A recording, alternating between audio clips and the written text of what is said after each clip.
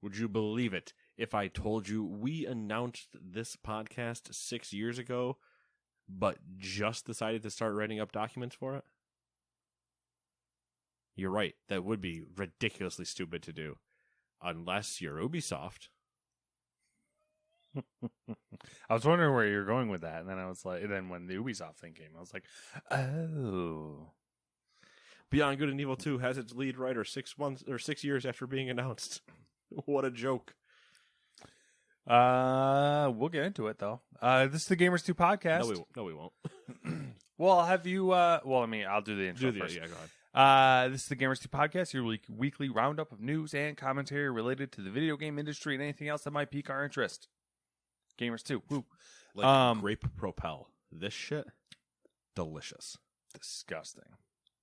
You're a heathen and need to be burned at the stake. Do you float? You're a witch.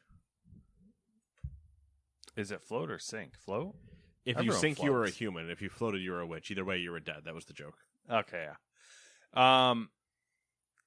Oh, you didn't recognize her name, did you? At all? The writer? Yeah. No. Okay, I was curious.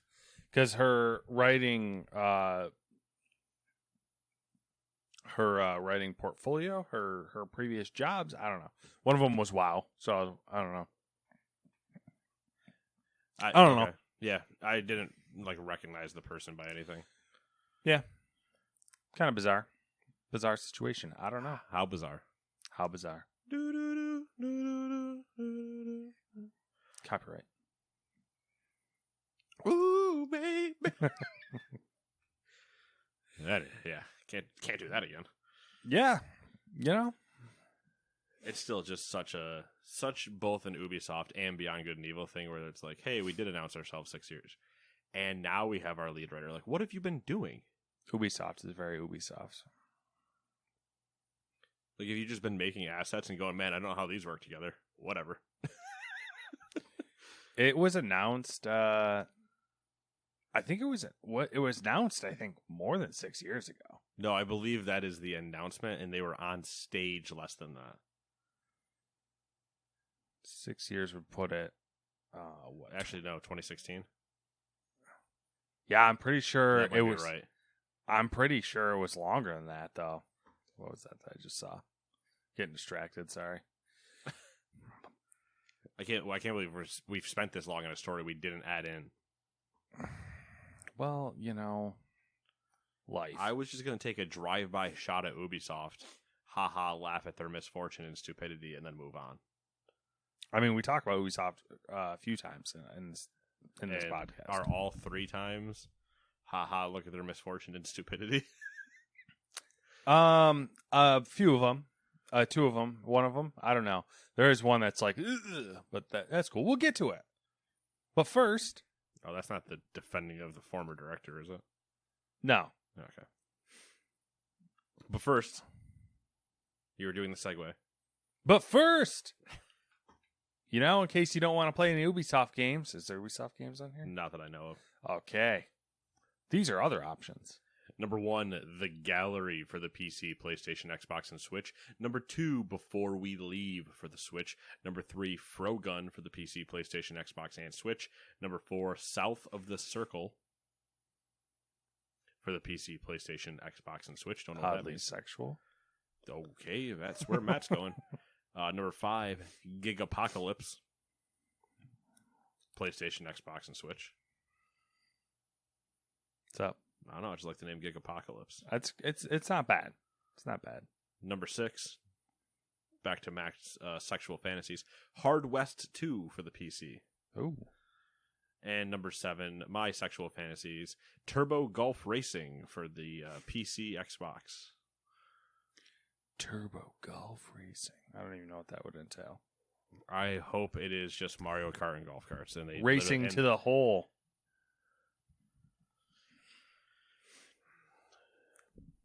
That's yeah.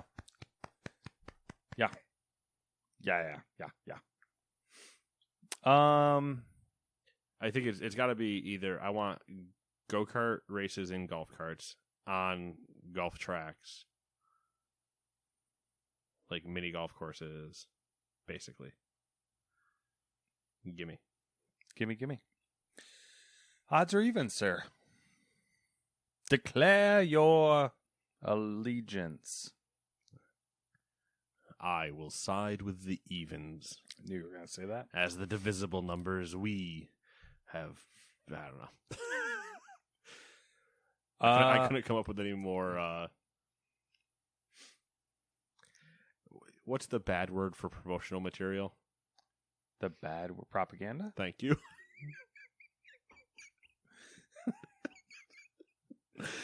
I don't know why I just love word association when that happens. Like, can't think of the word. Yeah, I mean, What's the the bad word for promotional material?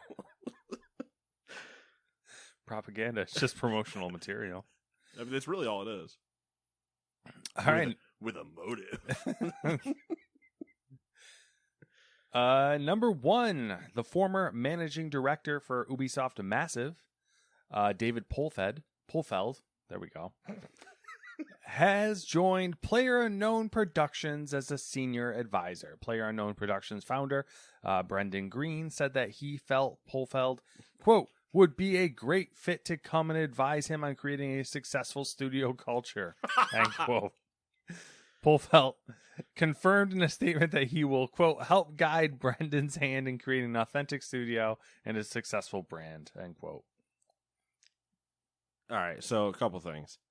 I don't know about this guy specifically, Polfeld. Yeah. But Massive is one of the good, like, it's not an Ubisoft level one, and it's not an Assassin's Creed. Like, Massive is responsible for Division.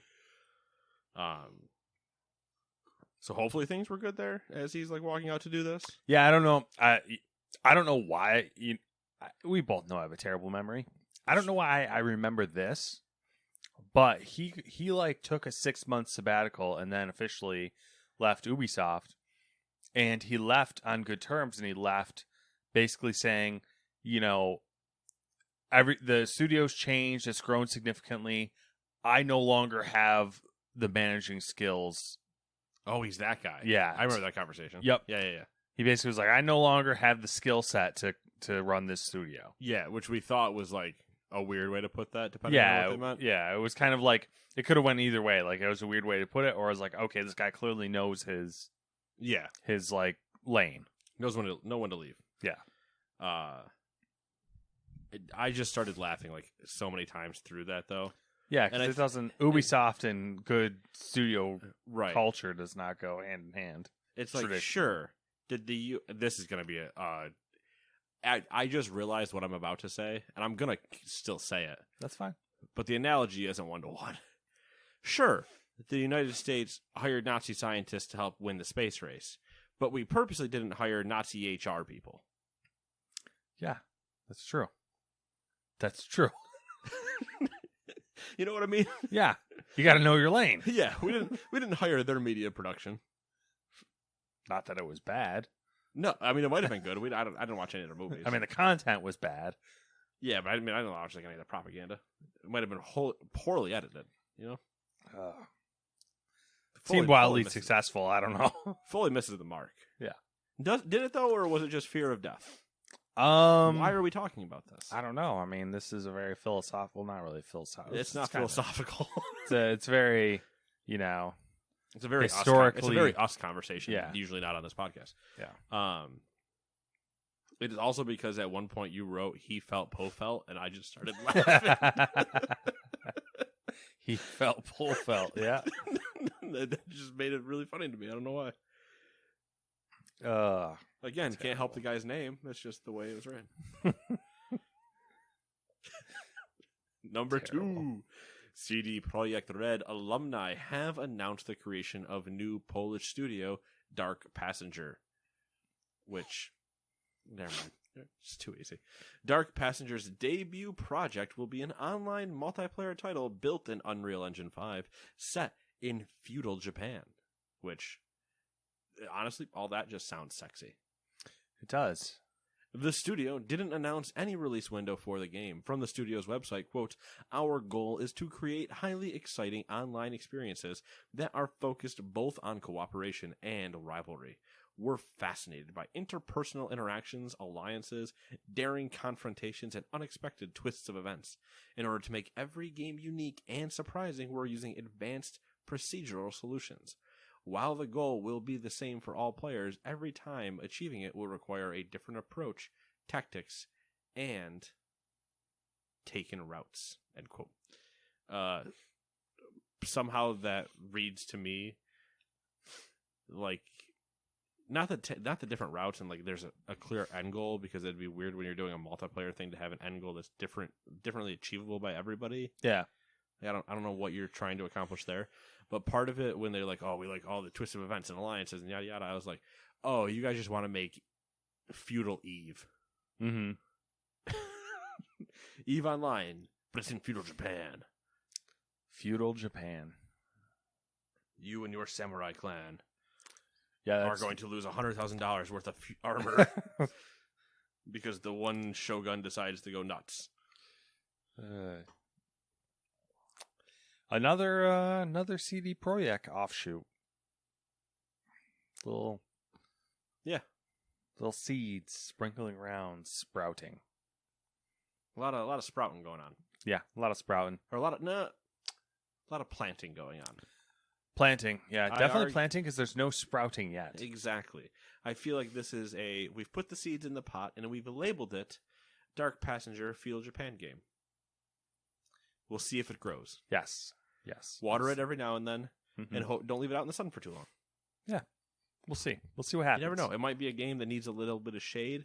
It's a morning flower, you know?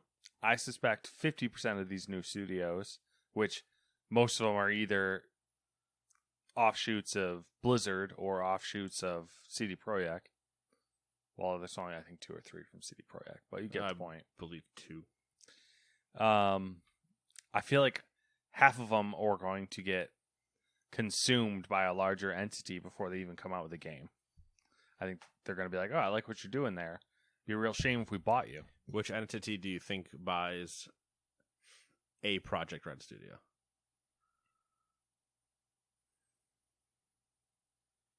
Or, sorry, a Project Red alumni studio? THQ? Microsoft? EA? That my first guess. My first thing that I'd want to say would be Embracer Group. Right, I agree. I agree for CD, but not for Blizzard. Yeah, I think Blizzard. I feel like it'd be like just like, and that's obvious. It would be like an Xbox thing or Activision Blizzard or something like that. That's my joke. Is that the former Blizzard ones will just get rebought by themselves? Yep. And everybody will do the, hey, wait a second. Yeah, what the fuck?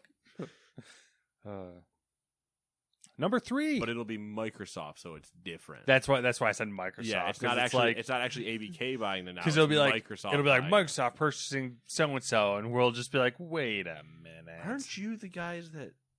And then like the last line of the press release will be like, so and so studio is going to be absorbed into Blizzard. Like reports too. Yeah, exactly. Not Phil. Yeah. Reports to Mike Ybarra. Well, I'll be like, what? Number 3, it looks like various regulators have questioned Sony in regards to Microsoft's acquisition of Activision Blizzard. According to a report by VGC, Sony said the following, quote, Call of Duty is synonymous with first-person shooter games and essentially defines that category, end quote. Sony went on to explain in the questionnaire that it's unlikely that a competitor can rival Call of Duty due to the developmental resources it uses. Quote, approximately 1,200 people work on each version, and another 1,500 are involved in publishing and distribution. Thus, Call of Duty alone has more developers than most game companies employ across its entire development portfolio, including AAA studios, end quote. Sony added that for the past decade, Call of Duty, quote, is overwhelmingly the best-selling game. Call of Duty is so popular that it influences users' choice of console. And its community of loyal users is entrenched enough that even if a competitor had the budget to develop a similar product, it would not be able to rival it, end quote. Meanwhile, Microsoft claims that Activision Blizzard doesn't make any unique or quote, must have, end quote, games for it to be considered a legal threat to competition. I love, like, the posturing and the shit that they, like, just spew out of their ass because, like, they just, they're trying to get their way. How much lying can I do? Yeah. To people that don't know any better. Yeah, I don't know. I This is going to be an interesting one for the whole, like, regulating thing. Because I don't think Sony's wrong with the Call of Duty aspects. Like, I think it would be near impossible for someone to come up with a competitor to Call of Duty, a real competitor to Call of Duty, in Call of Duty's current state. Like, if Call of Duty went through a couple more years of decline, like a decade of decline, then maybe. So this is also coming off the backs of Activision usually having partnered with PlayStation for bonus deals. Yeah, marketing. Well, marketing plus for Destiny, when it was still with them, you had exclusive strikes that you could do on PlayStation that you couldn't do on Xbox. And you had exclusive, like, multiplayer map. Call of Duty was the alpha, betas, and all that. Else. Yeah. So if you're Microsoft, do you just wait and then throw that back in Sony's face when they try to do it again, if they try to be buddy-buddy with them and go, hey, you just said we can't do that, so no, neither can you fucking morons? I don't know. I feel like there's going to end up being some weird agreement. Like, I mean, they already said that.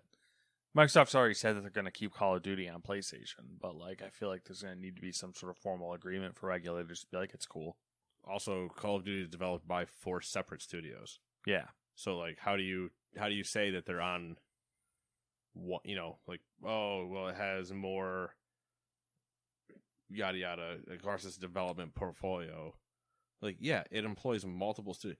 The same way that you guys, when you do Naughty Dog Naughty Dog does The Last of Us, you bought up and killed 6 different support studios to try to help them remake a game again. Mm-hmm. Remake a game for the first time after remastering it for the first time. Semantics. I don't know. But then you have Microsoft saying that Activision Blizzard doesn't make any unique or must-have games. Okay, yeah, I can agree with that. It's the must-have part. The unique is a weird thing because technically everything is a unique game.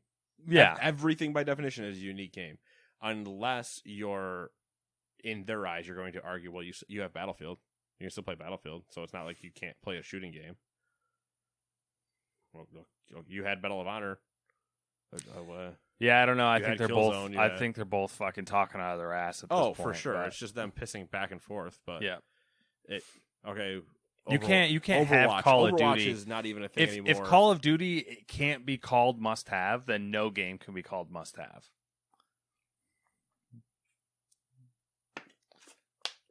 Okay. I mean, this is me being petty and stupid.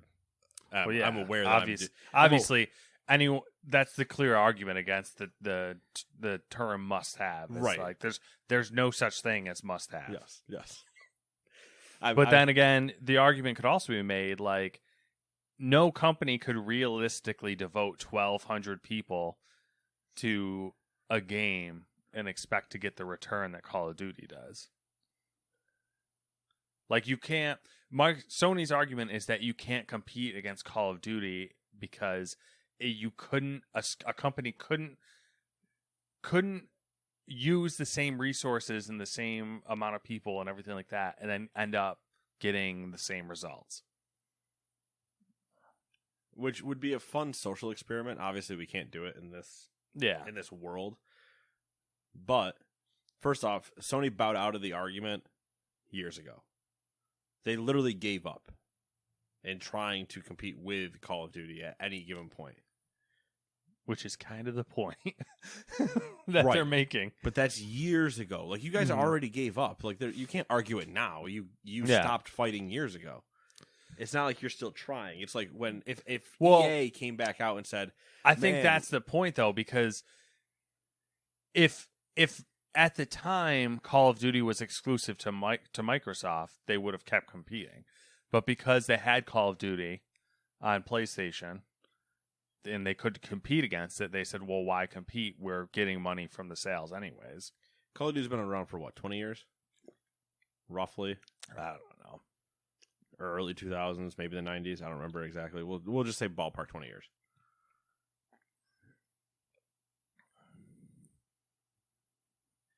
No matter what your brand is, if you've survived 20 years, here's the basically the cut and dry of what I'm about to say.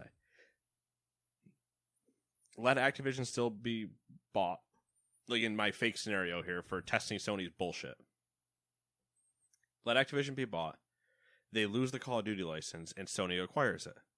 Sony is then allowed to hire X amount of people that were just working on Call of Duty. Not the same people, just the same number of people. They have the Call of Duty name. Activision is allowed to just make whatever shooter they want to call it. They just can't call it Call of Duty. And now with the same people, and now you guys own the title Call of Duty, which one does better? You know your answer. Yes. Which is why their argument's bullshit. The answer is Activision wins. But you can't divorce the fact that everyone knows. Like if you could erase everyone's memory and just have God, I want to so bad erase my memory and let me play Red Dead again. And just have like if pre-internet, if you did that, Call of Duty would the Sony Call of Duty would sell better. But with the idea of the internet and everyone knowing that would be the situation, everyone would go with the Activision Blizzard game. The Activision call like the Activision FPS. Right. Because it's made by the same people that kick ass at making a good shooting game, not just the name. So, if that's the case, no such acquisition can ever happen ever again. Well, this is why we have regulators. I know, but like this is where the fun comes in. This would be like if Google was like, we're buying Apple. Regulators would be like, no, that ain't happening. But this is the fun part where it's like, I'm belittling an entire argument because it's what I love to do. But Sony on their high horse can't do this because then they theoretically would not be allowed to buy Bungie. That's a bold statement, though. What competes with Destiny? Nothing, because Destiny's not really competitive in that way. And it would be a weird thing for you to tell me that you could hire an entire studio and build a clone to Destiny that would be competitive with Destiny. So it'd be weird for me to allow you to buy Bungie. I mean, here's the weird thing. Well, I get the argument you're making. It's belittling the same thing, but it's just, hey, big popular online multiplayer game, not even in the same hemisphere as Call of Duty. I'm aware of the number difference, but there is not a competitor to Destiny. There's not the same way that there's not a quote competitor to Call of Duty, though many people would claim that there is. I wish we had a whiteboard, because like the point I'd want to illustrate would be like we'd need two whiteboards. I mean, the only real competitor, I guess, the only direct competitor to Call of Duty is Battlefield, and it doesn't really compete because the numbers aren't even close. And what are we defining as a competitor? Apex is a competitor. Yeah, and the other thing, like Destiny, for example, has multiple competitors, but none of them have the staying power that Destiny does. What's Destiny's first competitor? I don't know. Like Outrider is a competitor. Like it was a competitor. I agree with you. It was a competitor for about a month though. Yeah, because literally nobody plays it anymore. But the problem is though, like Destiny numbers are here, and then their competitors, like they'll get a random competitor that will spike that number, then decrease. Then another one that spikes that number, then decreases. Whereas Call of Duty's like way up here, and even Battlefield on a good year is like here. Yeah. So it's like. But it's a weird. It's not a fair comparison. Call of Duty's competition now is Apex and Valorant and all these other shooters. Which it is the joke from a. Oh god, this is a Tosh special. It's not you versus. This is him talking about cheating on his girlfriend. By the way, It's not you versus one random whore. It's you versus 9,000 Persian whores, and you will die. Yeah. So it is. Well, Eventually, Call of Duty will die in one of the lines of our simulation. Somewhere Call of Duty dies down one path, depending on which scenario gets the butterfly. Well, it's kind of funny because the closest analogy to Call of Duty is another Activision Blizzard game, which is WoW.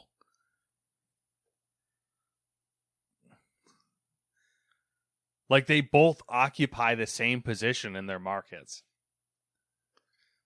Okay, all right. I thought for some reason I was interpreting that as that you were saying Call of Duty was competing with WoW, and I wanted to so badly understand how you had gotten to that. No, like they both occupy like kind of the same position in their markets, and even WoW doesn't really have the same. Exactly. Like that. I think they're right by picking the biggest target. Obviously, the biggest target is Call of Duty. Yeah, but they can't make that argument with WoW anymore because WoW has fallen off a cliff relative to its standing even 4 years ago. Yeah. The problem with that, especially because Final Fantasy went insane. Yeah. So now you can't have that argument anymore. Yeah, but the problem with also Sony can't make that argument anyway because they wouldn't have WoW to begin with. Yeah. The problem with that argument, though, and that kind of feeds back into the idea that they're kind of right that you can't compete with Call of Duty, is WoW is how old, and it hasn't really, they've updated it, but it's never been new. Whereas Call of Duty, you get at least every 2 years, usually every year. So it's like new every year. What if this would be a marketing nightmare, or like stock market exchange everything nightmare? ABK gets broken up. Microsoft acquires King Blizzard, and Activision is told to piss off alone. Does Sony still bitch? I think the only thing Activision can walk away Sony with, wouldn't bitch because they'd start buying chunks of Activision. The only thing that Activision... No, they wouldn't be allowed. Oh, so Activision would be forced to They're forced to be independent. Because if Microsoft can't own them, neither can Sony. That'd be like a death sentence. The only person that could own them would be like Embracer, EA, 2K. Like it would have to be somebody that doesn't make a like console. A smaller, like Sony, Microsoft. You guys aren't allowed to own them anymore. But Blizzard and King will allow to get purchased. I don't like. This is we've been talking. The literal only thing I know we're talking way too much about the fucking third story. The only thing that Activision would be able to take away is Call of Duty, Crash Bandicoot, and Tony Hawk, which they already canned the other one based on a Vicarious story. So they have nothing else new except for Call of Duty, and they would be out. All the IP that is still like making a ton of money is still going to Microsoft. Yeah. I mean, this is already kind of a dumb situation because Microsoft's already agreed to keep Call of Duty on PlayStation for the next few years. Yes. So it's just, yeah.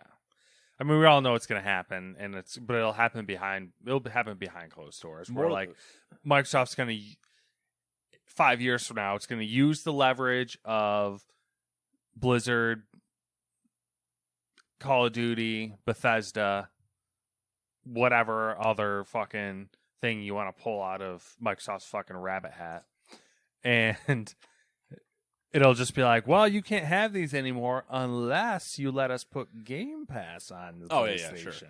And we'll give you X percentage cut of each subscription that happens on the PlayStation. 001. Yeah. Bitch. Yeah, it's for sure. That's all inevitable. For me, it's just that one of two things, I guess. Either Sony's pissed that they didn't have a chance to buy it, which they never would have bought it anyway. No, they wouldn't have. And two, it's the shut the door after the horse is gone issue. You stopped competing years ago. You literally gave up in my perspective with trying to do multiplayer games at any point or anything, and all internal studios all doubled down on single player games. Now, two of your studios make impressively beautiful single-player games that I would argue if Microsoft tried to put the same amount of manpower in to make an Uncharted or a Last of Us, they would fail wholeheartedly, a la Halo Infinite. So what weird, angles do you want to take there? That's not the point. It's just that the way that I think the arguments you're trying to make, it goes towards Sony's argument, though. That's my we think about things different on like a yin and yang situation. Yeah, I think you're right. I think it does go towards their argument, but it's the counter where I would then say, fine, you need to now let go of San Diego or Santa Monica or Naughty Dog. They have to be gone or available on all platforms. And then just stare at them and go, I'll make Call of Duty available on all platforms. You make Naughty Dog games available on all platforms. And then they just go, oh, okay, whoa, hey, let's just calm down for a second. We don't want to be talking all crazy out here. Yeah, but now Microsoft's bought studios that do single-player games at the same numbers that Sony does. Yeah, but not the same quality. That's the thing. Yeah. We're talking about money, and even then, numbers, we still don't know if it's 100% individual sales or Game Pass, which is there's a fine line there too. But it would be hysterical because why would you buy a PlayStation if the Sony studios weren't part of it? You can play Uncharted on Xbox. Do you then buy a PlayStation? Yeah, I mean, see, now that's an interesting argument because they're arguing that Call of Duty has too much sway over console purchases when it's available on both. Yet, I'm sure if you polled PlayStation owners, the sole reason why they have a PlayStation is because of PlayStation exclusives. Yes. So they are philosophically arguing against their business practice. Hey, Nate, why'd you buy a PlayStation? Because it has exclusives and everything else I can play on my PC. Yeah. So you don't need an Xbox? No, literally, Microsoft is releasing everything for the PC and the Xbox. So, what do you play Call of Duty on? PC. PlayStation? The show. For now. Gran Turismo. Ghost of Tsushima. Yep. If I could play all those things on PC, I wouldn't own a console. Same. There you go. Let's move on. We've talked about this. At that point, I would own only a Switch. I know, but that's the you and I. That's the Nate and Matt difference. Nintendo heathens. All right, number 4. Talked about that for way too fucking long. Google Play has updated its developer program policies with a number of new rules. You gonna make it? Heartburn a little bit. Yeah, dude, I'm hurting over here. It's a good thing there weren't any Freihofer cookies. Not only would you have tanked my workout schedule, oh yeah, all that acidity, and then you throw in the sugar. Yeah, because you and I have never not finished an entire box. My esophagus would look like a goddamn volcano. I was going to make a way worse joke. Beginning September 30th, unexpected full-screen interstitial, that's a word we don't use often, ads that pop up when users have chosen to do something else will not be allowed. On top of that, users may be able to quit out of full-screen interstitial ads within 15 seconds unless they specifically opted into it, for an in-game reward, for example. Or it doesn't interrupt normal use of the app. Google gave an example of an acceptable non-skippable ad being one that appears after the score screen following a gameplay session. Additionally, if an app targets children, users must be able to skip advertising that interferes with normal app use within 5 seconds. All sounds like good changes. Yeah, makes me suspicious. That's true. Everything makes me suspicious. But I also hate the phrase all the time, no matter what we're ever talking about. This is just like going back years now and to the future. I hate the phrase targets children. Targets children? Yeah. Why is that? It's just something about it, man. Is it the word target? No, specifically the two of them together. Targets children. Because all I'm picturing, and this is Think of the kids. This is our view of corporate America. All I'm picturing is this is going to be a meme that I'm going to have to explain, but which makes it not great. But you know the kid that's like pumped up? He's basically a toddler. He's doing like the fist where he's like, yeah, exactly. Like yep. I don't know, either like got it or determined or whatever you want to call it. Like baby, I think he's wearing like a green striped shirt or something. And it's just like, yeah. And I'm just picturing that being up in a boardroom office with a bullseye on the kid and then just says money, money, money around it. You might not be far off. And it's just like, what if you guys didn't target kids? Like, targeting kids, why does my brain work the way it does? Targeting kids should be a phrase reserved for pedophiles. I mean, they are the only people. From a certain point of view, they kind of are pedophiles. Oh God. All right, I didn't expect the yes and of that, where you went, yes, but. Do you care to elaborate that? Because they want the kiddies. They want to exploit the kiddies. The children. Ad companies targeting kids or pedophiles. Exactly. All right. There you go. We solved it. World peace.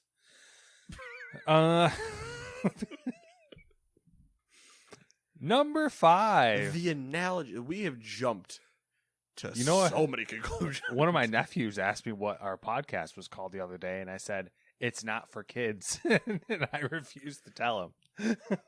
Did you just look at his father and go, no. Absolutely fucking not. Don't do it. Number 5. During EA's earnings call.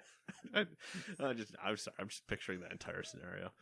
Hey, so what's your podcast called? Shut the fuck up. Can nobody talk to you? Get out of here. CEO Andrew Wilson addressed recent rumors that EA was looking to be acquired. First saying that he wouldn't comment on, quote, rumors and speculation from some small red media outlets, end quote. Do you know what that means? I don't know what that means.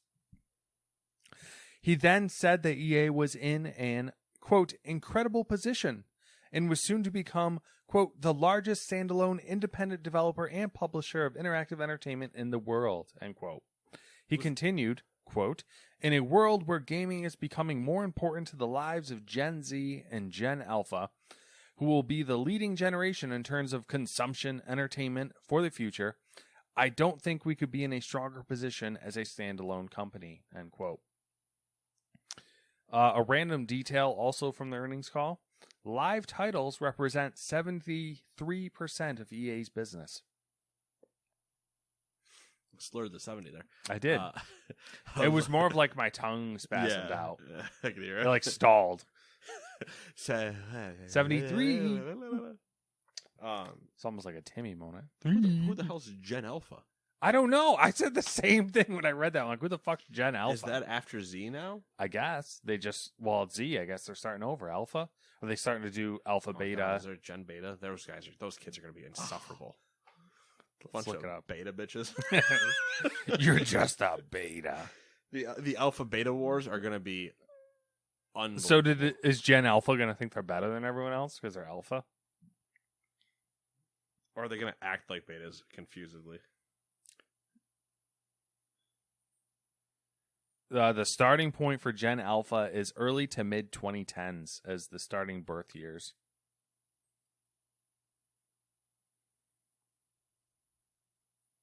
So 2010s. Damn. We're old. Yep. You want to think about it anymore? I don't. What are we? We're technically millennials, right? Yes.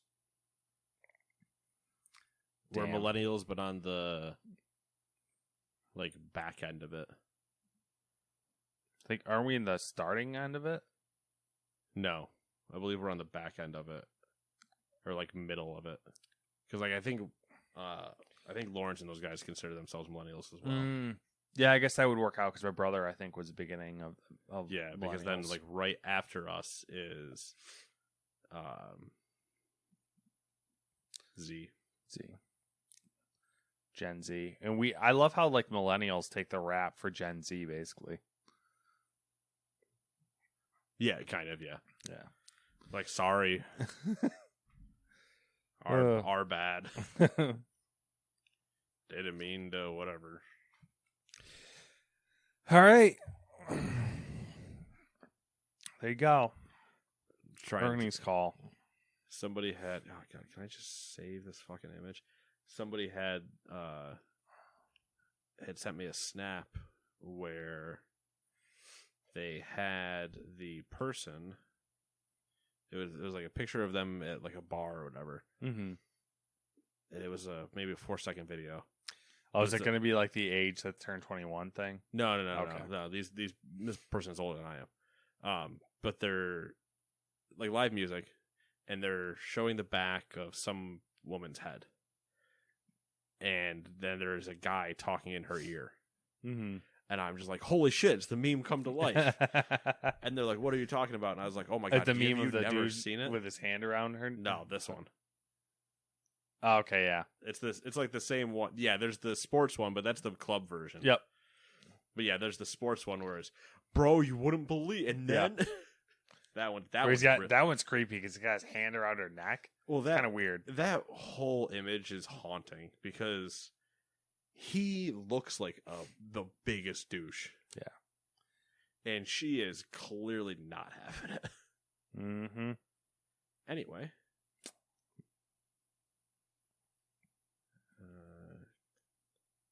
Yeah. I've now been distracted by needing to explain a meme. You're going to explain a lot of memes, it seems like. What can I say? I'm a meme explainer. He's a meme lord.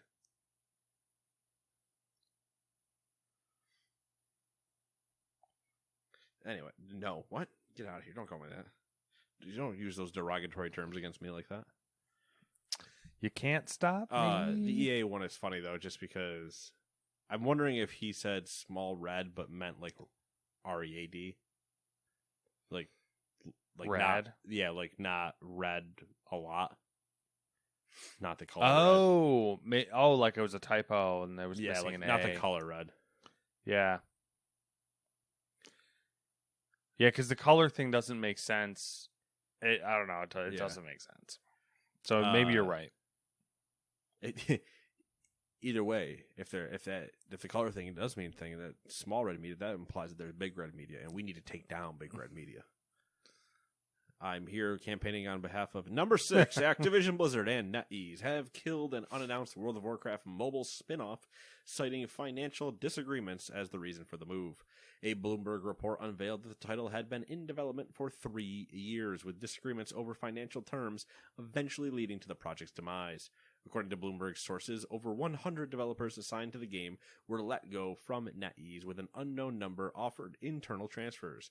The title, codenamed Neptune, was aiming to be a mobile-based MMO spin-off set in the World of Warcraft universe, but during a different time period, not a mobile port of the original game. Dodge the bullet. Would have been interesting, I suppose. But I agree. Bullet dodged. I wouldn't have given a shit. Yeah, I mean, that's... Because anytime you're trying to do another MMO in the same universe but in a different timeline, now you've just confused everybody playing one of the versions of the game with what's going on in the other one and how you interact at all. Yeah, I think this is just a temporary stay of our... temporary stay of execution of our last remaining bits of hope for the gaming industry, though, because like with how successful Diablo Immortals has been, I can't imagine that they will not do more mobile games like that. You know what I mean? Because like, yeah, I don't know. It's just crazy to me. We actually have a Diablo Immortals story at the end. Diablo. Little tidbit. Let's see here. What are we on? Number 7. Tencent and Logitech have unveiled a partnership to create a handheld cloud gaming console. The device, slated to release later this year, will support several existing cloud gaming services, including Xbox Cloud Gaming and NVIDIA GeForce Now. As of now, the console does not have a retail price, technical specifications, or images. It doesn't exist. It's not. I say so. They've literally said we have an idea. Well, when I first read this, and I was like, "Oh, has unveiled a device, a handheld cloud gaming console." Isn't that a cell phone?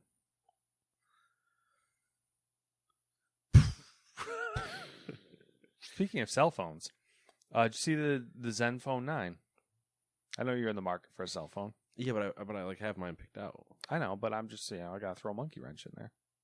What is a Zenfone 9? Is it Asus? Oh God, I'm already turned off. I'm already annoyed. It's interesting.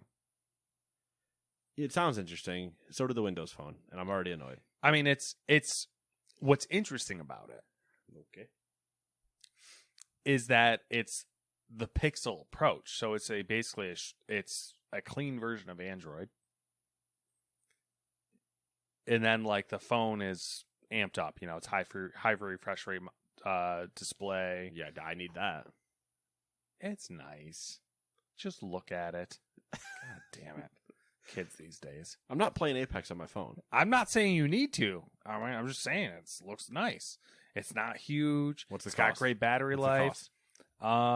It's not. It was like in the range of the Pixel 6a, which is the only reason why I don't know the exact price, but it was like close to the price of the 6a, which was what surprised me about it. I'm just staring at it with just Just shit skeptical, eyes. like This is my skepticism look. I don't even remember who makes it. To be honest with you, That's the best part where I know I don't care. It's because who makes it? Honestly, you know what? Also, I got amped up about it. Yeah, it's an Asus phone. It has a fucking headphone jack. Well, hell yeah. I'm always down for a headphone jack. That reminds me, my headphones are outside. I need to get them. I'll look up the price. What are you doing in the next story? Okay, number 8. Deja Vu. Staff Deja at Vu? Blizzard Albany, formerly Vicarious Visions, have accused Activision Blizzard of trying to undermine its efforts to unionize. It said that Activision Blizzard has, quote, chosen to delay recognition of our union in a futile effort to disband it, end quote. In a response to the allegations, an Activision Blizzard spokesperson said that the company is looking to instead hold a studio-wide vote on unionization for staff at Blizzard Albany. Okay. Okie dokie. Artichoke. Oakley dokley. The fact that you haven't found a price this fast, also not good. $6.99. Okay, that's about $200 more than. That's not terrible.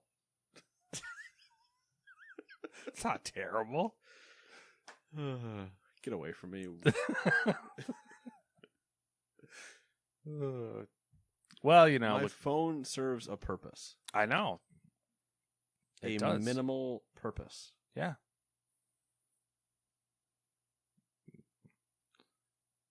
It's interesting.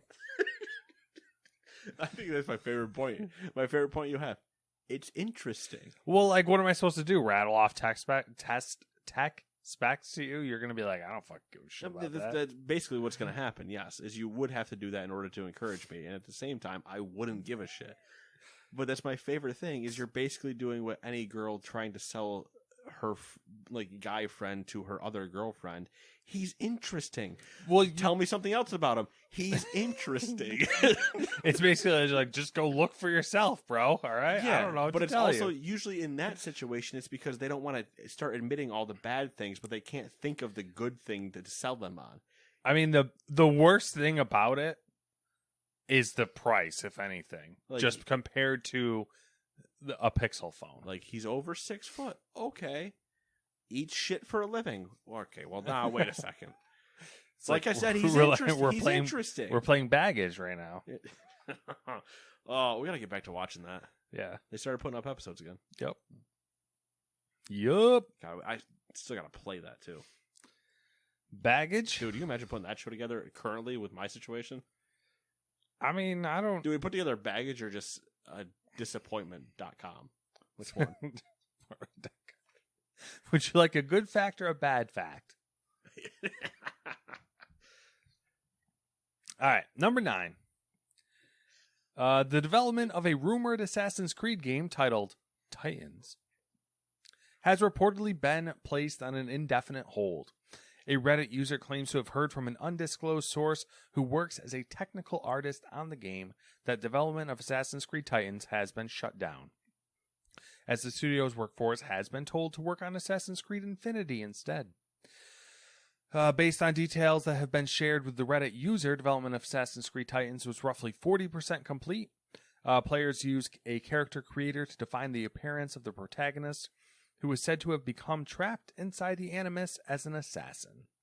The game is said to be reusing some assets from Immortals Phoenix Rising, including monsters such as Cerberus, Minotaur, and Hydra. The source claims that the game also features some original monsters, such as Jotun, is that how you say that? Jotun, and a Kraken. Jotuns are the giants. Yeah. Assassin's Creed Titans is said to be tied into Odyssey and Valhalla's storylines, with Mal Ivor and Cassandra even showing up as NPCs in the game's hub. Weird. Yeah, it is weird. It Phoenix almost Rising isn't even close to the same art style, which is the first weird take. Yep. And then 2, kind of good. I think that it's been shut down. Yeah. Like, sorry, I'm trying not to sneeze. No, you're fine. But now I'm gonna wait. No, but I almost think it might be like not necessarily an Assassin's Creed game, but or an Immortals game. Right, because there was supposed to be another Immortals game. There was, yeah. And it would not be unlike Ubisoft to have random tie-ins to all its other games to see Cassandra and Ivor in the hub. Like, that wouldn't even be Ubisoft. Wouldn't even be. You could have seen Sam Fisher in there, and nobody would have blinked. Like, Sam, why are you running around over here with the Greek gods? Do you know Sam Fisher's an assassin? Yeah, and all you would just hear is bring, bring, and the whole night vision turn on, and then you'd see a guy be like, "Oh, Cerberus has 3 eyes." Oh no, that's Sam Fisher. Like, that's all it just would be. It'd be like, haha, joke, and then, all right, cool, Sam Fisher's here. But also, you guys got to calm down with the Assassin's Creeds. We got to scale it back a little bit. Yeah. Again, I told you to do this years ago, and then you put out Origins, and everybody loved you. I don't know how many times I have to keep telling you what to do. I like how, like, Ubisoft's like, all right, we're going to do an Assassin's Creed game every 2 years now. We're not going to do it every year. And then they released 2 back-to-back, and then there was like a wait. I think there was a 2-year wait, and then Valhalla. And now they're just like, and they're like, they got like 8 going, and they're like, we're gonna release them all at once. It's the like, part that pissed me off so much, because it used to be a yearly game. They're like drug addicts. And then they took a break. Yep. And then they released Origins. And everyone was like, this was fucking great. And Origins was great. Yeah. And then they put out DLC and they supported it. Yep. And then halfway towards the end of Origins, they went, Odyssey comes out in the fall. And I immediately went, fucking excuse me? You just said, you...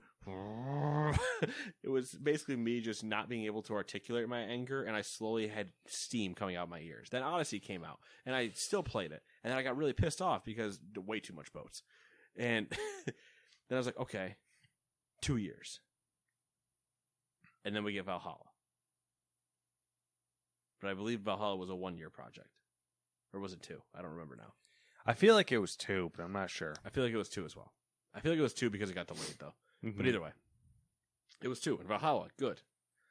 And then after Valhalla got done, they went, by the way, I have 8 more projects lined up.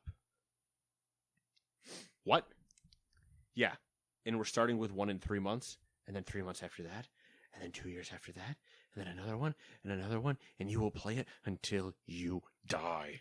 They're like, whoa, hey, let's just, I'm not going to do that. All right, so the positive takeaway here, like, all right, the way that this turns out in a positive way is if we are just getting snippets of what's happening with Assassin's Creed, And what's really going on is Infinity is a live service game, and these are all teams working on components for Infinity. So like they release Infinity and then they have like years worth of content banked up. Which is what I think you and I both had predicted maybe 3 episodes ago or something when discussing Infinity, of having seasons in it to drop constant content. Yeah. To actually have a live service game.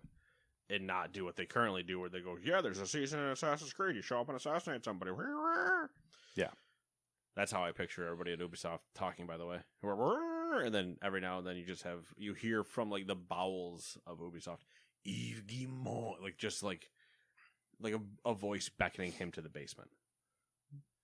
Yves, come. Come, Yves. Come, I need more of your soul. I'm looking for the one known as Yves Guillemot. He once promised me a game where Sam Fisher did something new. And it's been 85 years. Number 10. I'm losing my mind. It looks like a casting script for the next Tomb Raider game has leaked online. According to the casting script, the project is codenamed Jawbreaker. The game is... Never mind. That is a terrible joke. The game is set to have a grounded tone with fantastical elements. Okay, so every time that comes up, I believe they mean fantasy elements. And every time I read fantastical, I just think, oh, great. Great. I hate that whole idea, though. Oh, it's going to be a grounded game with fantastical elements or fantasy elements. Then is it grounded? Yeah, it's grounded, but you can fly in the wings of a serpent god. Yeah. Hold on. What? Fucking oxymoron. The voice actor for the protagonist, Lara Croft, is British and in her 30s. Why is this a thing? With an athletic build and a height of 5'6". It's a casting script. Why is that in any of this? Because it's a casting script. Is that what they're looking for? Yes. Okay. So the voice actor for the protagonist, Mr. T, Lara Croft, is hopefully going to be British and in her 30s, with hopefully an athletic build and a height of 5'6" specifically. Like, this is the person they're looking for to play her. Okay, it's just the way that's written is that is the voice actor, and here are some weird details about specifically that person. Well, maybe that is the case. And it's the voice actor. Why do they have to be 5'6"? It's the voice actor, not the I don't know. person. I mean, this is a. I'm assuming it's for motion capture. What I would say is if I was doing a voice thing, and they went, "Hey, you need to be 6'5" for this voice part," I would just ask them, "Are you stupid? What? Do you just want somebody to look at? Why does even the athletic build matter?" Bro, I don't know. I If didn't it's a write. I didn't voice write the actor. casting script. I don't know what you want from me. I know. I'm not trying to attack you, but it's coming off that way. You stupid. You stupid fuck. The Lara featured in this iteration of the series is experienced with years of protecting artifacts, aka stealing them and murdering every tribal person around them, and adventures in her list of accomplishments. The casting script also has a note that the female actor they're looking for may have, quote, romantic scenes with another female character, end quote. Because that's what I want in my Tomb Raiders. I mean, I really don't give a shit, but like, why? I don't know, man. I haven't played the last Tomb Raider. It was okay. It wasn't like anything remarkable. It was a Tomb Raider. I mean, take it for what you want. Yeah. I just never care for any of the romance. I want to learn about civilizations and try this time to not murder indigenous people in their millions. I'm not trying to be British colonizing India. That would be an interesting take on Tomb Raider, though. Is not murdering everybody? So you know how in Sniper Elite you get the thing at the end and it's like lethal, non-lethal, aggressive, stealthy.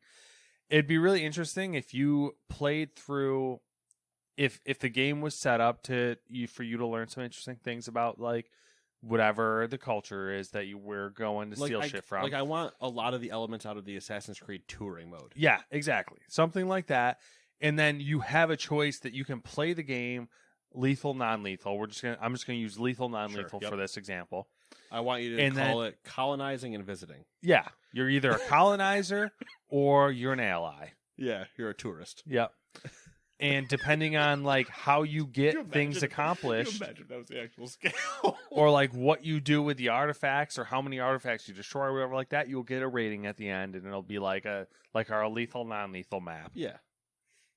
Like Yep, how I'm many right there for how it. many indigenous people did you murder in this playthrough? Yeah. Or how many people did you murder that weren't indigenous, Yeah. but they're all there and blowing up the entire jungle because they're looking for one relic somewhere? Yeah. There you go. We redesigned Tomb Raider for the modern era. You're welcome. And to finish off this story, none other than the Long Islander himself, Colin Moriarty, over at Sacred Symbols, was hit with a DMCA takedown notice from Crystal Dynamics and Square Enix after he and his co-host read part of the script and acted out a scene. And this does lead a little bit of credibility to the leak, but usually with any of that stuff, you just want to lock. You need a DMCA, things like that anyway, if it's even close to the idea. The story was pretty outrageous. It was pretty to, outrageous. Yeah, and you have to begin to protect your IP if you're going to be doing anything. Otherwise, when your IP comes up, they'll be like, well, you didn't do anything to protect it here, so hence usually the issue with ROMs and stuff. It's all the same. All right. Let's speedrun some stuff. All right, number 11.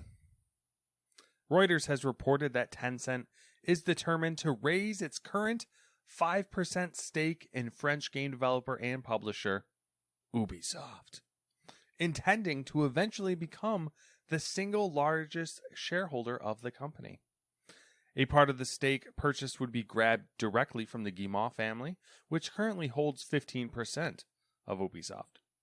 Reuters says that Tencent representatives flew to France in May to meet the Guillemots, offering them a non-binding offer describing the investment's basic terms and conditions. The pricing is extremely attractive for the family, offering roughly 100 euros per share with a premium of 100, which is a premium of 127% over the average Ubisoft stock price traded in the last few months.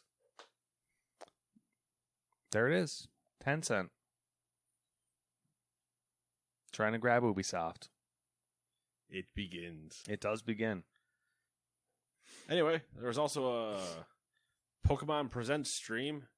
We got some more. I'm not going to detail on any of this shit. That's fine. You do what you want to do. Pokemon Scarlet and Violet got some more details, so there's more video out with more deeper dives. Pokemon Go, the Ultra Beasts are gathering at Pokemon Go Fest on August 27th. Pokemon Unite got a new game mode and a bunch of other stuff. Pokemon Masters EX fucking got some stuff. Pokemon Cafe Remix got some stuff. So if you play any of those games, go check them out. That's literally all you need to know, and I don't care more than that. Hey. All right. Now for the quick things. MGM has lost the movie rights to Tomb Raider, and apparently there's a bidding war going on for the rights.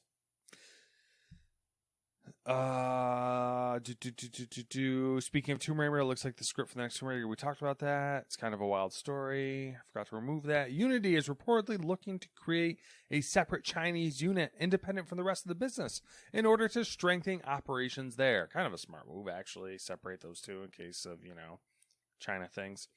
PS5 production is now experiencing less friction as there are much less constraints from component supplies, yet logistical lead times haven't hit pre-pandemic levels. TwitchCon San Diego will not require masks or vaccinations, which is in accordance with local guidelines. Amazon's game streaming service Luna has launched on Samsung's 2022 smart TVs and monitors. Hey. Diablo Immortal whale, JT It's All Business, that's his name, claims to have lost access to Battlegrounds and Right of Exile PvP games after spending $100,000 on Blizzard's RPG. Well, who's the idiot? He's the idiot. Thank you. He literally bought himself out of matchmaking. That's what the theory is. Probably true. Rumor via Jeff Grubb. Besides Black Panther, EA is reportedly working on a second single-player game based on an unknown Marvel IP. Tom Henderson has heard that it's Iron Man. Again? According to Tom Henderson, Dead Island 2 will be re-revealed later this year, possibly at the Game Awards. I hope they do a Goat Simulator trailer. That would be awesome. That's a And good idea. then still don't release it. Love it.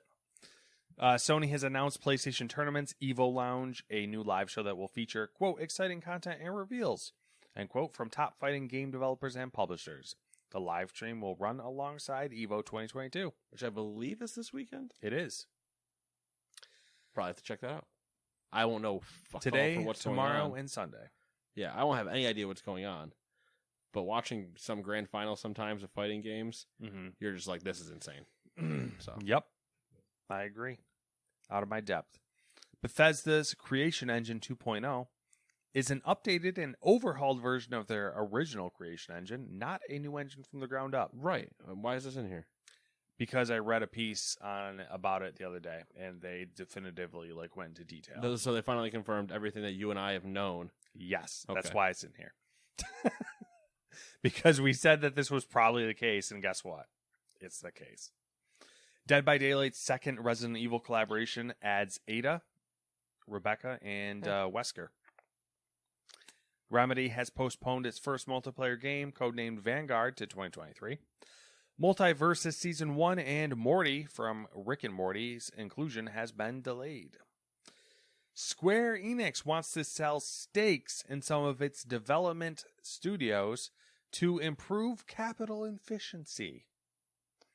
This would be mostly aimed at EU and US-based studios centered around large titles.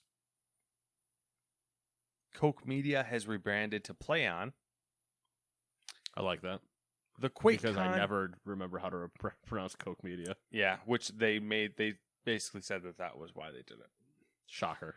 The QuakeCon 2022 schedule was released, and guess what's not on it? Starfield. It's not surprising.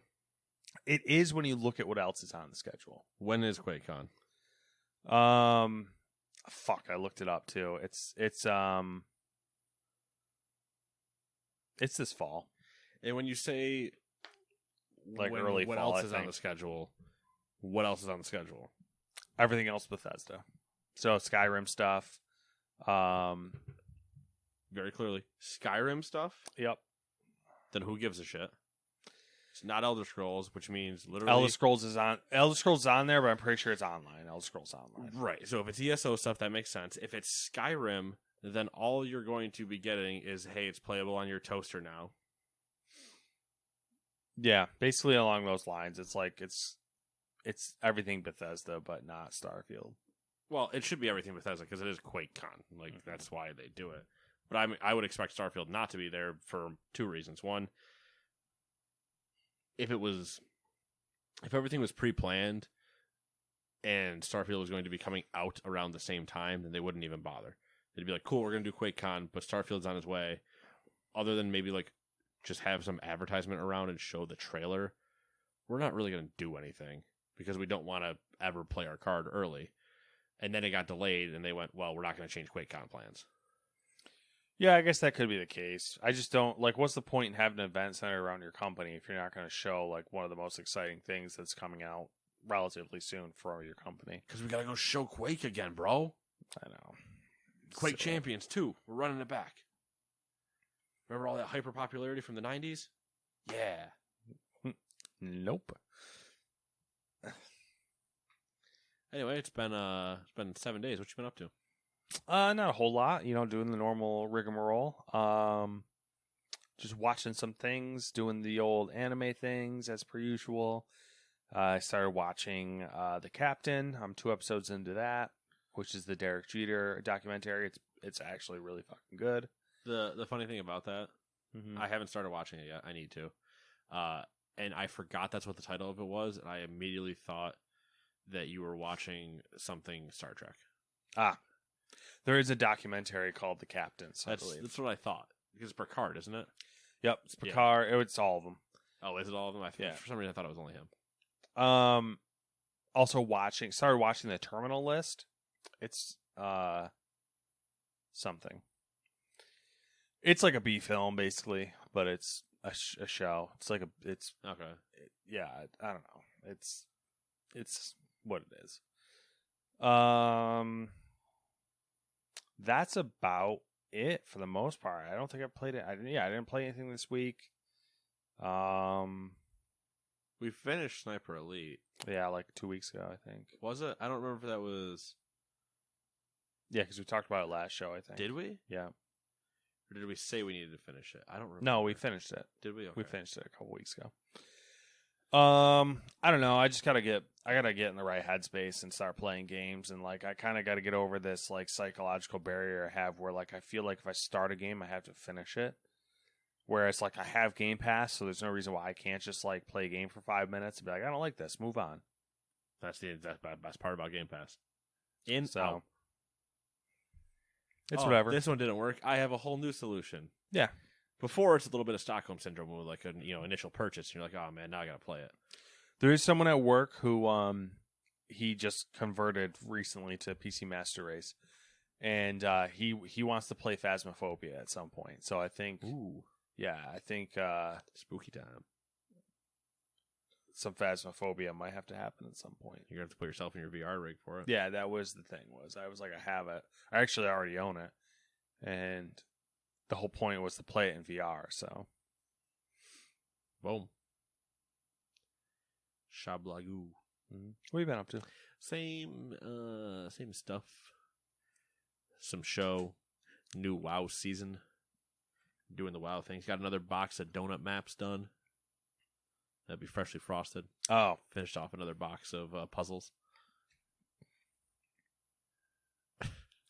I don't know why I have such a hard time, like accepting that game is really good. That I every time you do this, like I'm always like at a loss as to what you're talking about.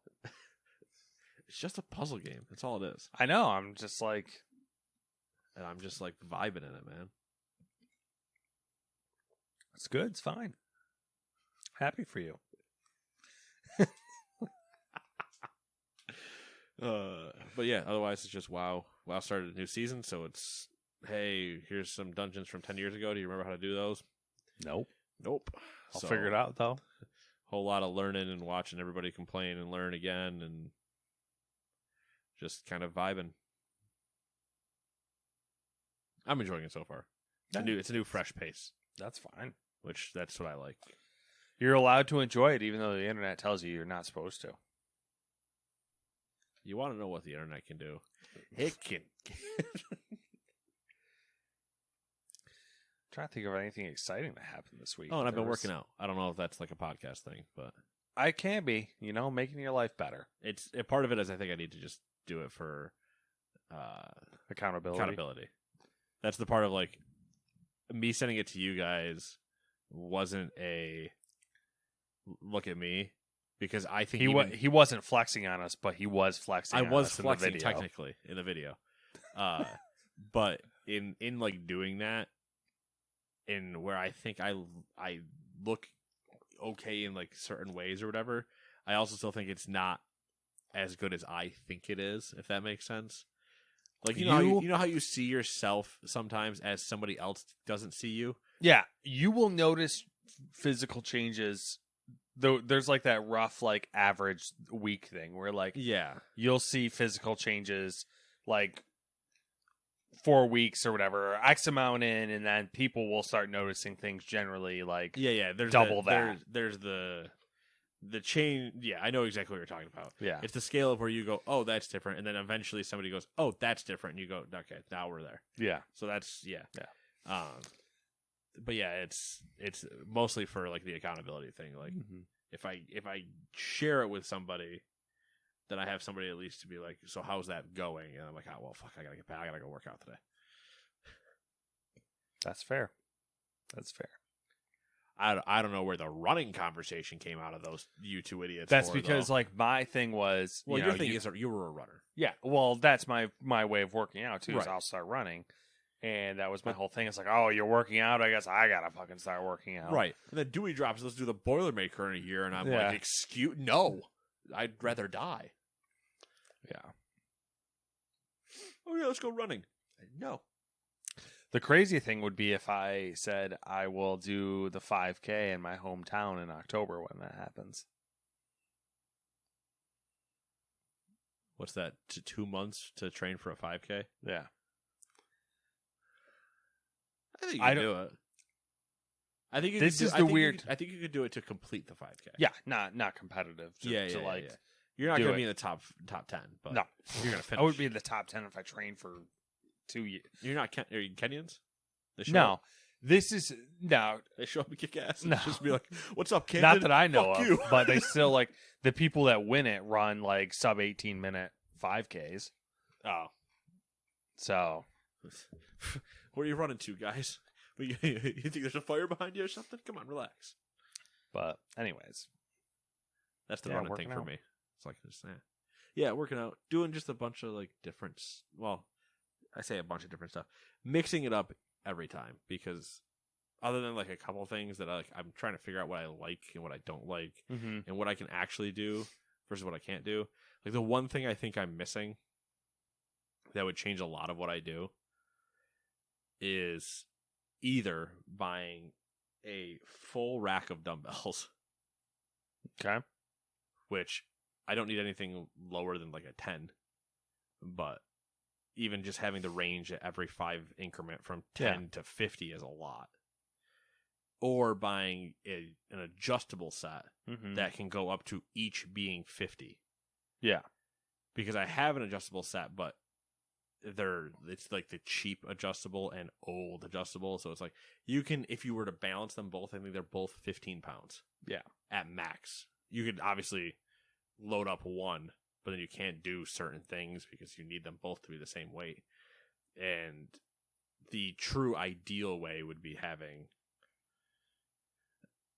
either like a full dumbbell rack or an adjustable one. But I just, every time I look at the adjustable ones, I'm like, I'm not I feel slapping $300 down right now. No, that and To get like a good set of I feel like adjustable the ones. adjustable ones aren't as like satisfying or anything or comfortable or Right. like or convenient which to is use. which is the thing with the adjustable ones. But then it's like if I'm going to buy a full rack, that's usually more money.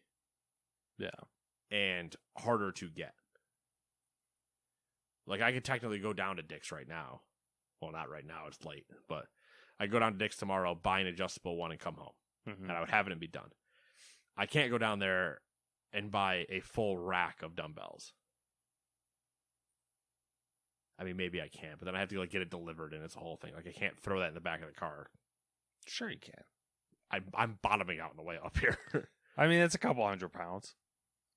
Yeah. Yeah, it's fine. It was bad enough when I was moving the weights into the garage and I was using the car for it, and I was only going down the length of the driveway. Really? I mean, it wasn't like bottoming out Yeah. that bad, but it was like. I mean, you put 4 people in the car, and that's probably what the. But it's where the weight is. Yeah, it's all. Well, just just space it all around. Space like it all it's just over a the bunch place. of people. Yeah.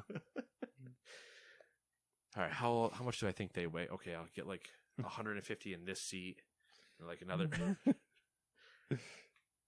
But yeah, it's that's the only thing that's like there's ways I could kind of get around it, but like to do a true like bicep curl, just the bicep curl. Mm-hmm. I could use my bar, which is probably what I'm gonna do now. Yeah. But then I'm constantly having to swap weight off of the bar. True. Which is annoying. I can curl 15, but that doesn't do anything unless I'm going to curl to like 30. Yeah. And I'm just going to, all right, yeah, keep going. And just essentially do it to just wear out the arm. Mm-hmm. But then I can't ever increase. I would just be going for a lean instead of like a pump. Yeah. I could do it with cables, kind of. But that's just not the same. Yeah, it's just so not. It's my one hang up right now, is that I don't want to spend the money to either get adjustable or get a rack. And if I do, then I don't know what I want to do. In my brain, I want to do a full rack. In reality, I think an adjustable makes a lot more sense. Well, sure, it's the comfort thing and everything else, but it's a space thing. It's an ease of move thing. Like, if you get a good adjustable set, it's not an issue. Which I think is the issue. Which I think is the main issue. yeah. Like getting a good adjustable one. Yeah. Because, like, sure, when we worked at Target, there was an adjustable one for sale.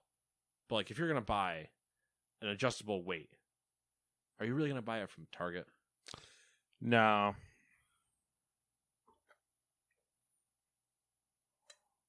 Like, there's the company that I ordered all my equipment from. They now have an adjustable one on their site that they're partnered with. Mm-hmm. And I was like, okay, well, I've ordered my rack from you guys, so like, you know, it would make sense if I snagged that. But it's just the price at the moment. I don't want to rip it. You know what I mean? Yeah, that's fair. Not mean, son. That's fair. That's fair. But otherwise, it's lift and play WoW. What else do I need? You know what I mean? I mean, Me, myself, and I. that's not a bad life to live. No, it's not. The only downside is I have to go into work. Ugh. If I could work from home and then still do that, oh, sign me up. Because I'd wake up, do work. On lunch, I can go work out. Or even once the shift is over, go work out. But it's literally walk from the house to the garage. Currently, it is drive 40 minutes back home, then work out, then eat dinner. Then I'm like, okay, now I'm kind of ready for WoW or whatever. And it's just like, oh, it just delays everything. And then you only have so much time in WoW before you're like, I need to actually sleep. And yeah, the drive taking an hour and a half of my day is what kills me. New job. Just let me work from home. I can do the same job. All right. Petition. Let's start a petition. My petition is, come the end of the year, I have a way that I can only like be there some of the week. Like 3 days with 2 home days. Mm-hmm. That's my petition for the end of the year. Then I'm all set. Work out of the 2 home days. The 3 days I'm at work are my off days. Problem solved. Yeah. Then I can pump you up. I can't do the whole Hans and Franz are going to pump you up. Like I say, I can't do the whole Hans and Franz things. Anyway, I think that's it. And we will talk to you guys next week. Bye-bye.